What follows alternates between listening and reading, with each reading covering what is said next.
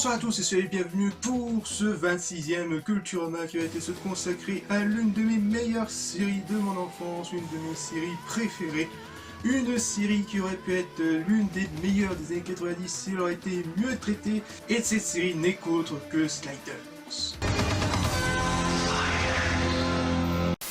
Sliders est une série de science-fiction américaine et qui est de base une série produite par la Fox, diffusée entre 1995 et 1997. Avant d'être rachetée par Universal Studios qui va confier le projet et les droits de diffusion à la chaîne Sci-Fi entre 1990 et 2000. En France, la série sera diffusée sur M6 entre 1996 et 2000. La série contient 5 saisons avec au total 88 épisodes dont chaque épisode dure environ 44 minutes. Sauf le premier épisode pilote qui dure environ 1h24. La série a été créée par Tracy Tormey. Il eut l'idée de la série en lisant une histoire sur un monde parallèle et si les États-Unis avaient perdu la guerre d'indépendance en tuant George Washington. Et cette idée serait intéressante de créer une série basée sur ce genre d'Uchronie. Il décida de parler à son ami producteur Robert K. West qui aima le concept et se met aussitôt au boulot. Et donc de quoi nous raconte Sliders ? Sliders raconte l'histoire d'un jeune étudiant en physique appelé Quinn Mallory, joué par Jerry O'Connell, qui inventa dans son sous-sol un appareil capable de créer un vortex qui lui permet de glisser dans d'autres mondes parallèles. Cet appareil se fait appeler Luminator, car celui-ci a une autre capacité qui est de suite d'indiquer le temps qui devra rester avant de repartir. Lors de son premier voyage, il atterrit bel et bien sur un autre monde. Qu'est-ce que tu fais là, chérie? Tu as oublié quelque chose? Maman, mais regarde-toi. Je veux dire, toi et Jake, c'est notre jardinier. Après le retour dans son monde, il constata plusieurs changements. Qu'il aurait insulté son professeur, qui est le professeur Arturo, joué par John Rhys David, alias Gimli. Fils c'est le camp de ma classe. Mais... attendez...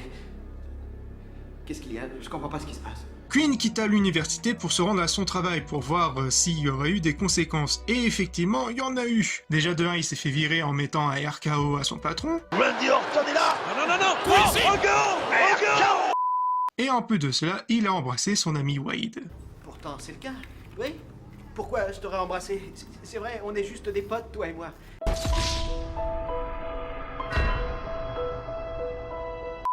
Bref, on lui reproche d'avoir foutu un peu la merde. Mais lors de son retour chez lui, il constata que le coupable n'est autre que lui-même, enfin un de ses doubles parallèles, qui après une petite discussion entre eux... Un vrai taré. Oh, excuse-moi, je dois y aller, j'ai ma femme qui m'attend. Je suis marié depuis 2 ans. Voilà. M'en bat les couilles. Quinn décida d'en parler de sa découverte à son professeur et à son ami. Après une explication des événements, il décide de faire le grand saut. Manque de chance, Quinn augmenta beaucoup trop la puissance de son appareil, qui les absorbe immédiatement, ainsi qu'une 4e personne qui passait par là, qui est un ancien chasseur, à savoir Rembrandt Brown. Alors arrivé, il découvre un monde parallèle dans lequel ce monde serait dans une nouvelle ère glaciaire. Manque de chance, ils devront repartir en urgence à cause d'une grosse tempête qui arriva sur eux. En activant l'appareil sans respecter le temps indiqué, celui-ci reboota et effaça les coordonnées de leur monde. Dieu du ciel. Cette statue a toujours été là? Quoi, celle d'Abraham? Ouais. Non. Lénine. Vladimir Ilitch Ulyanov Lénine. C'était Lincoln, professeur. Abraham Lincoln.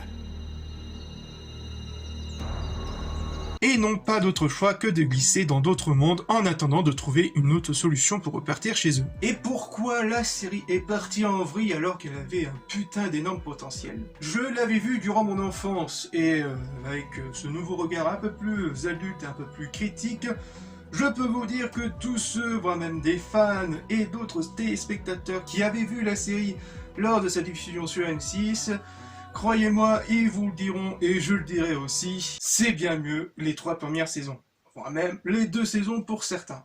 Je m'explique.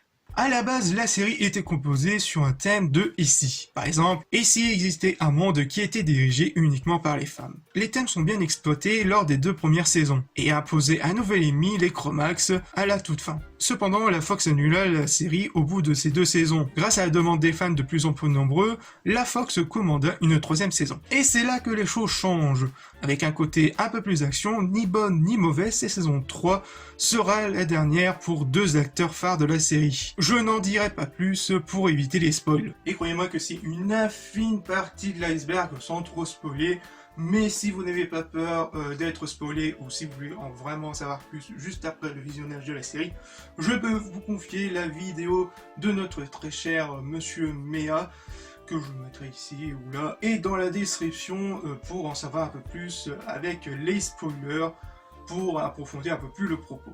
Bien sûr, la véritable raison de la chute de la série, c'est bien sûr au niveau de sa production, enfin même de sa nouvelle production. Après aussi le rachat par Universal qui rajoutait encore plus de nouveaux producteurs tout en gardant certains, est-ce que cela a changé la qualité? Non, malheureusement. De plus en plus la production essaye de mettre la pression, enfin même n'essaye pas de comprendre de ce qu'est la série en général, et on a bien vu le résultat avec ces 2 dernières saisons, notamment la 5e saison, qui montre bel et bien d'une série qui aurait pu être la meilleure si elle aurait été produite avec les bonnes personnes. A noter que le co-créateur Robert K. West avait imaginé un projet de film réunissant les 2 premières saisons en un seul film avec le casting original, et que si tout allait se passer très bien, le film devait sortir entre fin des années 2000 et début 2001. Mais malheureusement, au fur et à mesure des années, le film ne verra pas le jour. Malgré tout ce bordel, je dois dire que j'ai bien kiffé de revoir la série, une de mes séries de mon enfance, une de mes séries préférées, et que je vous conseille fortement le visionnage, du moins les 3 premières saisons. À la limite, je peux vous conseiller la saison 4, mais franchement, ça relève jamais, ça ne va pas jamais, on va dire, relever la qualité des 3 premières saisons, voire même les 2 premières saisons des propos de « et si ».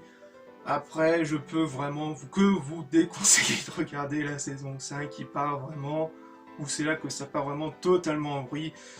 Bref, une série que je vous conseille fortement de la revoir ou de la voir. Et voilà, ce 26e Kufurama est fini, j'espère qu'elle vous aura plu et on se retrouve pour de futures vidéos. Peace!